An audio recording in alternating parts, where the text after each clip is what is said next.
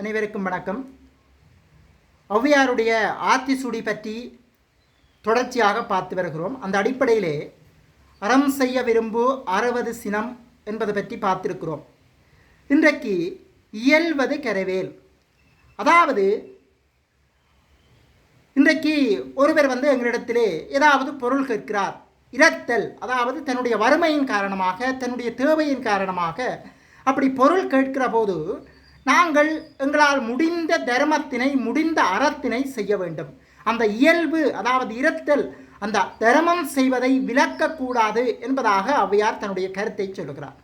எங்களுக்கு தெரியும், கருணன் கொடையிலே மிக உயர்ந்தவனாக கருணன் காணப்படுகிறார். அந்த கருணன் ஒரு இடத்திலே, கருணனிடத்திலே இருந்து அவனுடைய குண்டலங்களை பெற்றுக்கொள்வதற்காக அதாவது இந்திரன் வருகிறார். இந்திரன் வந்த நோக்கமே வேறு. கருணனுடைய உடலுக்கு சக்தியை அளித்து கொண்டிருக்கக்கூடிய அவனுடைய அந்த குண்டலங்களை பெற்றுவிட வேண்டும் என்பதற்காக வருகிறார். இதை சூரிய பகவான் அவரிடத்திலே வந்து சொல்லுகிறார் கருணனிடத்திலே. அப்போது கருணன் சொன்னான், தான் இறப்பது யாராக இருந்தாலும், எதுவாக இருந்தாலும் தன்னுடைய வழிபாட்டுக்கு பின்பு யார் எது கேட்டாலும் தான் கொடுத்து விடுவேன். ஆகவே அதனாலே எனக்கு என்ன நேர்ந்தாலும் பரவாயில்லை என்று சொன்னான். அவன் சொன்ன போலவே இந்திரனுக்கு அதை கொடுத்து விடுகிறான். இப்படியாக அறத்தினுடைய வலிமையினாலே அந்த கருணன் தன்னிடத்திலே இருந்த எல்லாவற்றையும் கொடுத்தான். ஈற்றிலே அவன் உயிர் பிரிகிற போது கூட விஷ்ணு பெருமான் அவனிடத்திலே சென்று அவனுடைய செய் புண்ணியம் அனைத்தையும் பெற்றுக்கொள்கிறார்.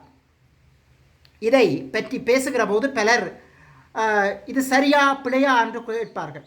செய் புண்ணியம் என்று சொன்னால் என்ன? செய்த புண்ணியம், செய்கின்ற புண்ணியம், இனி செய்ய இருக்கின்ற புண்ணியம்.